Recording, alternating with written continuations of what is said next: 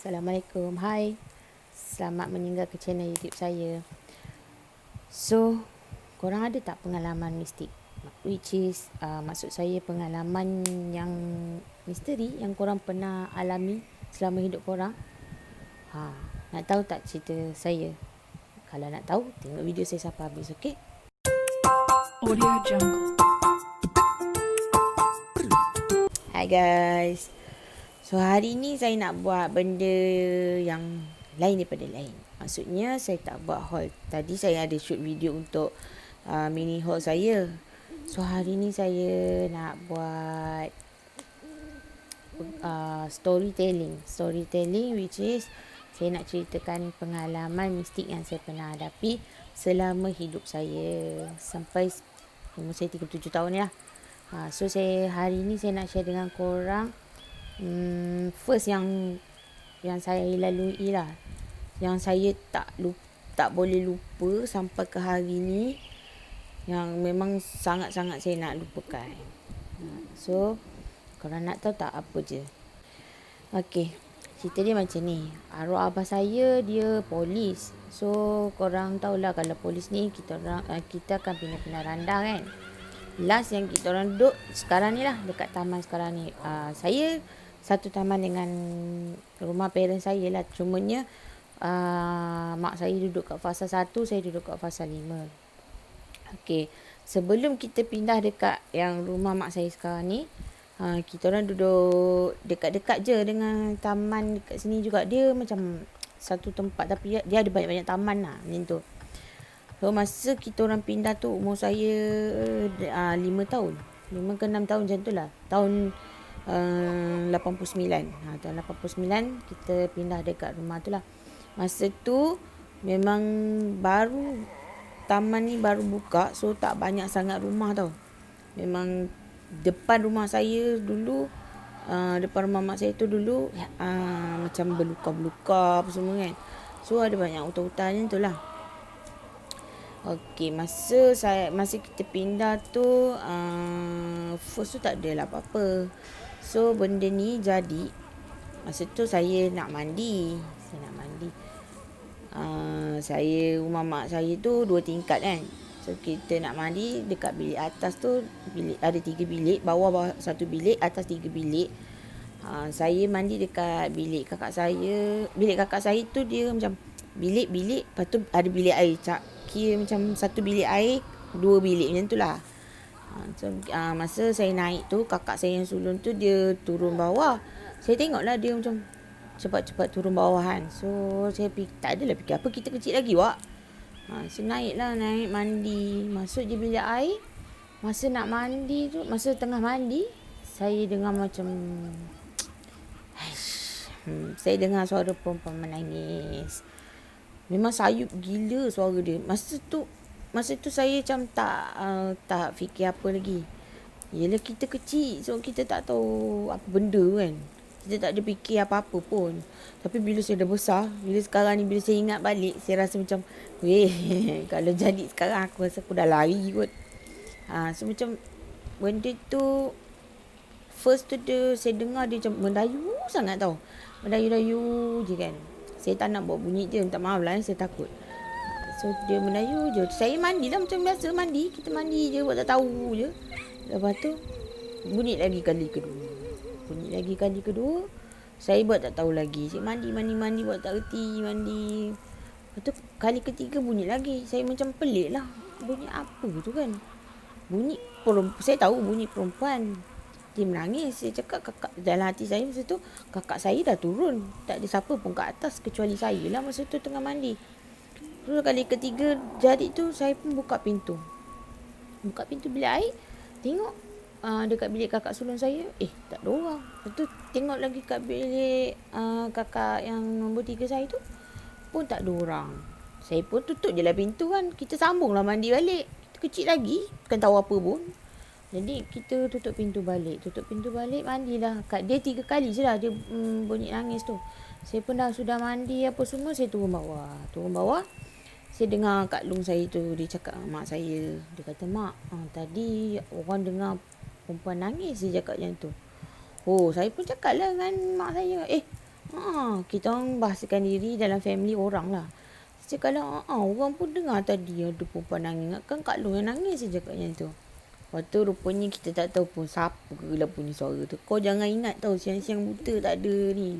Yelah ni semua kan permainan jin dan syaitan untuk menyesatkan anak-anak Adam kan. Kita tahulah kan. Cuma kita ni manusia. Kadang-kadang ada orang yang dia percaya, ada orang yang dia tak percaya. Ada orang yang macam half-half macam tu. Tapi kita kena percaya alam gaib kan. So benda tu jadi. Itu first yang saya ingat lah. First pengalaman misteri yang saya ingat sampailah sekarang. Saya tak boleh lupakan bunyi dia menangis tu. Memang saya tak boleh. Sorry lah, saya tak pandai bercerita. Saya tak pandai cerita benda seram tapi buat-buat macam seram lah. Saya cerita macam mana saya cerita macam tu lah. So itu benda pertama lah yang memang saya takkan lupa lah saya rasa. Saya tak lupa suara dia tu. Suara dia saya tak lupa. So lepas tu, okay, yang keduanya, saya okay, untuk hari ni saya nak cerita dua cerita lah. Sebab cerita saya pun tak panjang, macam sikit-sikit je kan. Tapi benda tu memberi impak kat saya tau. Macam bila saya dah besar, benda tu bila saya teringat balik, saya rasa macam, aku lalu ini dulu macam tu. So yang kedua, masa arwah abah saya, dia kalau pergi mana-mana, macam nak pergi jalan rumah saudara ke apa kan, pergi jalan-jalan ke, dia jenis suka ikut, arwah ni suka ikut jalan hutan tau. Dia sangat-sangat suka ikut jalan yang kiri kanan hutan, tak ada apa nak tengok melainkan hutan aja. Suka sangat jalan kadang sampai sesat tau dia ikut jalan-jalan hutan tu. Lepas tu masa saya kecil, saya selalu ikut. Saya tak tahulah orang lain ada pengalaman ni ke atau pernah kena macam ni ke, saya tak tahu. Tapi yang saya bila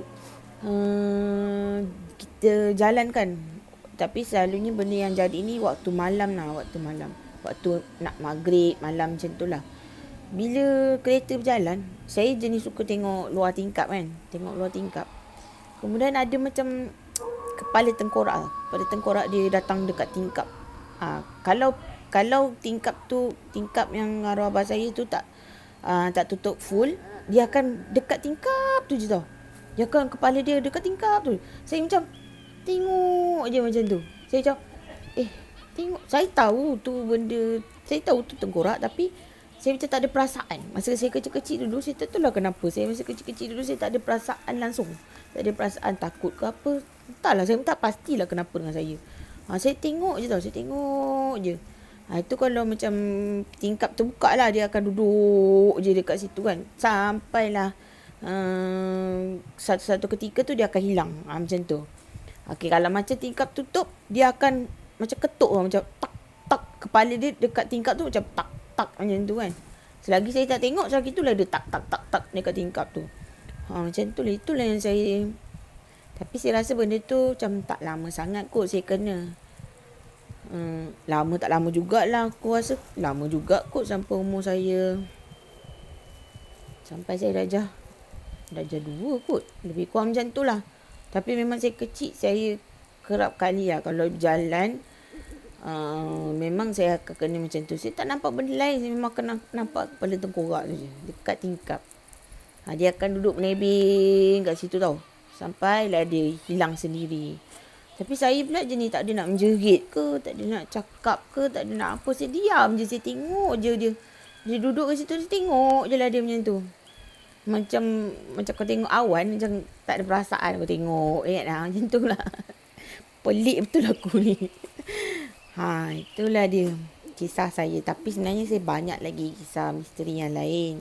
So nanti saya akan buat part by part lah. Hari ni untuk part 1 ni saya cuma cerita yang 2 ni je lah. Suara misteri tu dengan yang saya nampak tengkorak tu lah. Next dia nanti saya akan cerita lagi yang lebih thriller. Konon lah lebih thriller. Tak ada thriller sangat. Tapi benda tu saya rasa semua orang pun ada kot alami perkara-perkara macam ni. Cuma kita ni manusia kan, iman kat dada kita ni naik turun kan. Tak tahulah. Tapi yang pastinya itulah yang saya hadapi. So Untuk pengalaman misteri saya hari ni, saya habiskan dekat sini. Sorry kalau cerita saya ni macam tak berapa menyeramkan sebab saya tak pandai nak cerita benda seram sambil saya macam nampak macam seram, seram. Tak ada, saya tak pandai. Yang saya tahu, saya lalui benda tu, memang benda tu benar berlaku dekat diri saya. Apa yang saya cerita itulah dia yang terjadi dekat saya. Untuk saya cerita macam buat seram, saya tak pandai. Minta maaf sangat-sangat. Okey.